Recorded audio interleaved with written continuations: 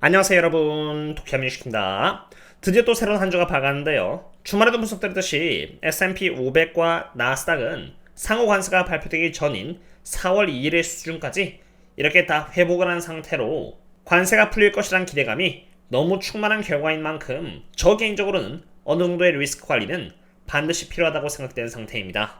이러한 흐름에 따라서 테슬라 또한 로보택시의 호재로 300달러를 바라보고 있는 상태이고, 콜옵션 세력들 또한 300달러대 대부분 베팅해 놓은 상태이기에 단기적으로 300달러를 찍을 가능성도 배제할 수는 없지만, 5월달에 나올 매크로 데이터가 매우 우려스럽기 때문에 비중을 늘리지 않고 현금 비중을 늘려서 리스크 관리를 하고자 하는 것입니다.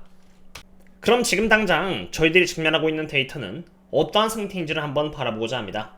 해당 분석은 제가 저희 멤버십 분들께 오늘 오전에 분석드린 내용으로, 앞으로 나올 데이터들은 제가 멤버십 분들께는 꾸준히 업데이트를 이어나갈 계획입니다만, 그러기 이전에 정말 이것은 중요한 내용이기에 공유를 드리고자 하는데요. 트럼프의 상호 관세는 4월 2일날 시작이 되었고요. 중국을 대상으로는 미국이 관세를 이렇게 145%까지 잡은 만큼 중국에서 미국으로 수출되는 물량이 무려 60%까지 줄어들 것으로 예상되고 있다는 것입니다. 그럼 이 여파가 구체적으로 무엇을 의미하는지 알아야 하는데, 대부분의 미국 기업들, 여기를 보시면은 수천여 개의 미국 기업들은 5월 중순쯤에 갖고 있는 재고를 새롭게 갈아야 한다고 적혀 있다는 것을 볼 수 있는데요. 문제는 중국에서의 수출량이 관세로 인해서 60%까지 줄어들 수 있음에 따라서 기업들이 재고를 채우는데 코로나와 같이 엄청난 문제에 직면할 수 있다는 것입니다. 바로 그러한 이유에서 COVID-like shortage라고 적혀 있는 것이죠. 다시 말해서 미국은 재고를 채워야 하는데 관세 때문에 중국 측에서 수출량이 60%까지 줄어듦에 따라서 재고를 확보하는 데 문제가 생기는 것이고요. 그 말인즉슨 여기 higher prices라고 적혀 있는 것처럼 물가가 올라간다는 것이며, 물가에 대한 비용을 인력 감축으로써 어느 정도 막겠다는 것입니다. 그리고 하루빨리 관세에 대한 이슈가 해결되지 않는다면 올해 크리스마스까지도 이어질 수 있다고 경고를 하였습니다. 뉴스기사에서 이렇게 중국에서 미국으로 수출되는 양이 60%까지 줄어들 수 있다고 경고를 했는데, 그냥 뉴스에 있는 기사를 있는 그대로 믿는 것보다 정말 실제로 어느 정도의 여파가 있는지를 실제 데이터와 함께 알아보고자 하는데요. 이것은 중국에서 미국으로 가는 컨테이너 쉽 카운트로 보시면은 4월달을 시작으로 순식간에 70개에서 약 40개까지 줄어들었다는 것을 볼 수 있습니다.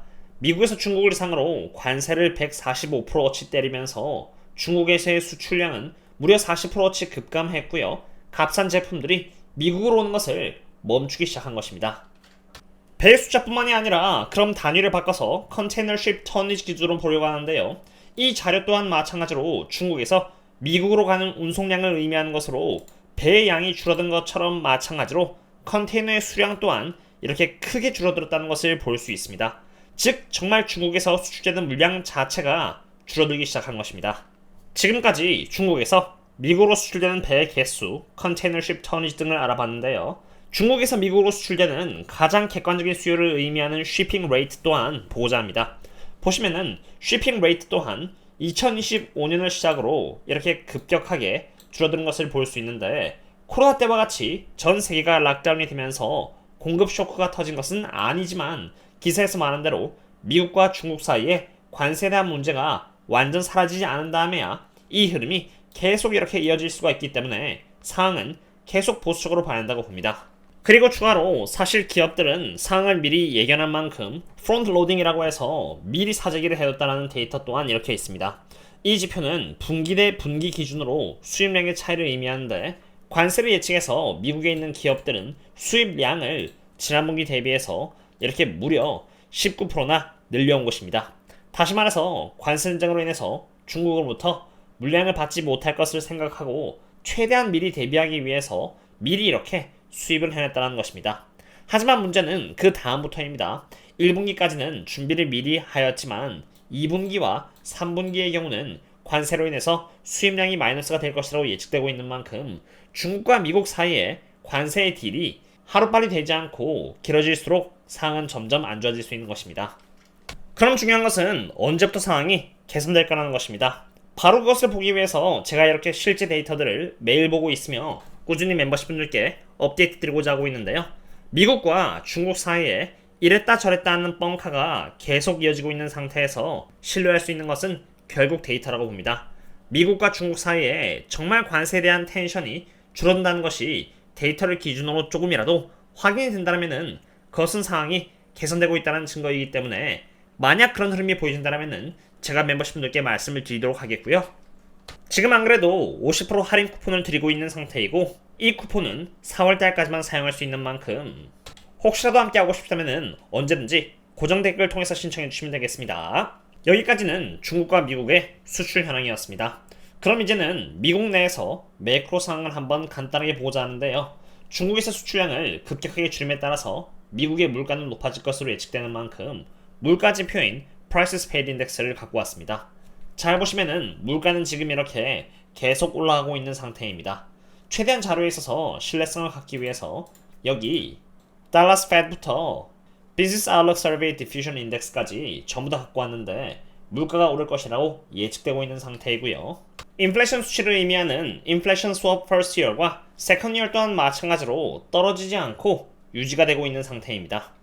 즉 관세로 인해서 물가는 계속 상승할 것으로 예측이 되며 이것은 또 스태그플레이션을 의미하기 때문에 과연 연준의장 파월이 금리 인하를 또 할 수 있을까 의문인 상태입니다. 이러한 상태에서 저희가 또 잊으면 안 되는 부분은 바로 일본의 매크로 데이터입니다.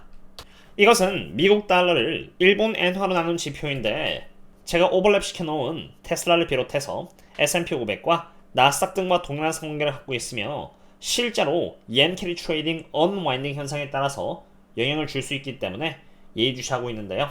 분모에 있는 엔화는 이렇게 쌍고점을 찍고 잠깐 하락을 했지만 어쨌든 상승 추세는 계속 이어지고 있다는 것입니다.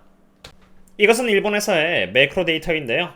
5월 1일 BOJ에서의 타겟 레이트가 발표될 예정이고요. 그와 동시에 CPI 또한 발표될 예정인 것을 볼 수 있습니다. 즉 5월 1일 엔화의 흐름에 영향을 줄 수 있는 상당한 중요한 이벤트가 있고요.